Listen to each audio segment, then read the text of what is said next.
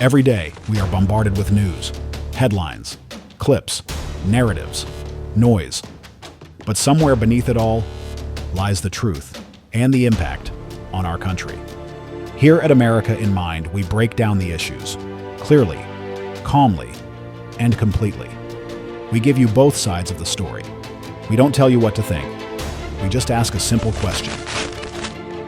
Is this what we want for America?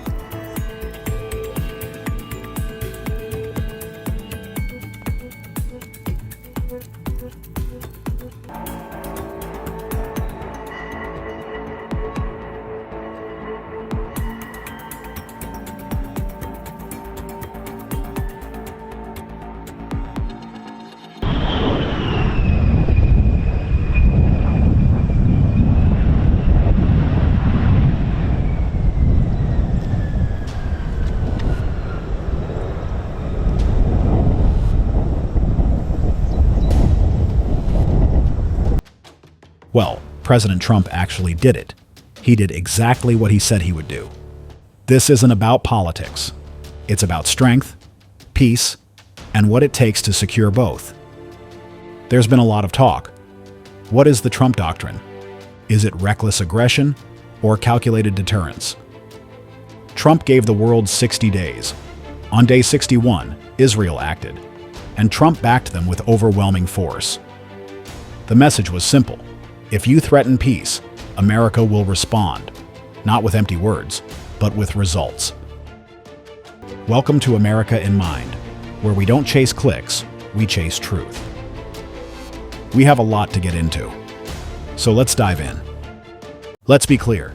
Clinton passed on striking North Korea's nuclear site. Obama brokered deals that delayed, not deterred. Biden? He lifted sanctions and flooded regimes with cash. Trump did the opposite. He destroyed the ISIS caliphate, took out Soleimani and warned enemies. No nukes, no exceptions. And what was the reaction? Not applause, not unity, impeachment. Moments ago, we just heard from Kristi Noem, of course, the Secretary for the Department of Homeland Security. She said, "We will work unceasingly to protect the American homeland." She writes, "Thank you, President Trump." Separately, we are hearing from Alexandria Ocasio-Cortez, a leading Democrat right now, who is reacting strongly to the president's comments and saying in effect that his strikes today amount to grounds for impeachment. Let me read in part what we're hearing from her in the form of a statement saying the president's, in her words, disastrous decision to bomb Iran without authorization is a grave violation of the Constitution. And she says the congressional war powers. He has, in her words, impulsively risked launching a war that may ensnare us for generations. She adds, it is absolutely and clearly grounds for impeachment. And then finally, separately, we are hearing from the Israeli ambassador to the United Nations, who writes in part, "Thank you, Donald Trump." And he adds, "Today, President Trump proved that never again is not just a slogan, it is a policy."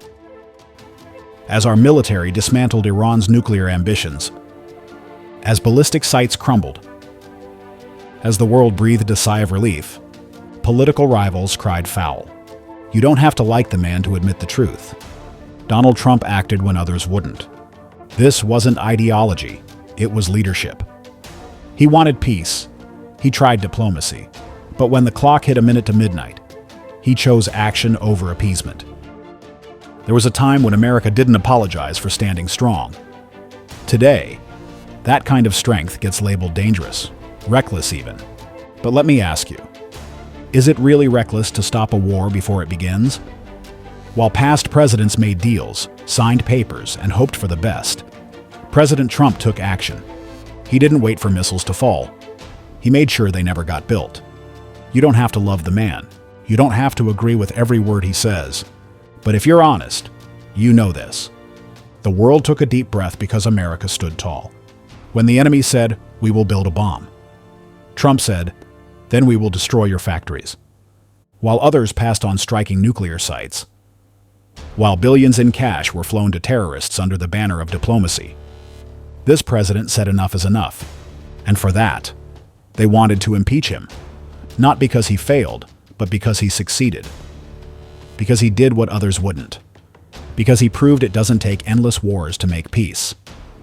It takes resolve. Some say he was dangerous. I say he was decisive. Some say it was a gamble. I say it was necessary. Because strength doesn't invite war. It prevents it. Reagan taught us that. Trump remembered it.